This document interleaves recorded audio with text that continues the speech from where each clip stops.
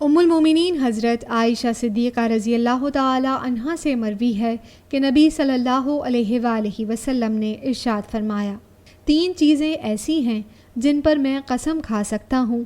ایک تو یہ کہ اللہ تعالیٰ اس شخص کو جس کا اسلام میں کوئی حصہ ہو اس کی طرح نہیں کرے گا جس کا کوئی حصہ نہ ہو، اور اسلام کا حصہ 3 چیزیں ہیں: نماز، روزہ اور زکوٰۃ۔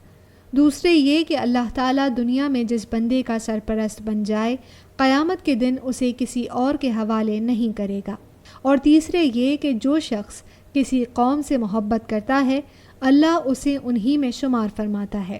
اور ایک چوتھی بات بھی ہے جس پر اگر میں قسم اٹھا لوں تو امید ہے کہ میں اس میں بھی حانث نہیں ہوں گا، اور وہ یہ کہ اللہ تعالیٰ جس بندے کی دنیا میں پردہ پوشی فرماتا ہے قیامت کے دن بھی اس کی پردہ پوشی فرمائے گا۔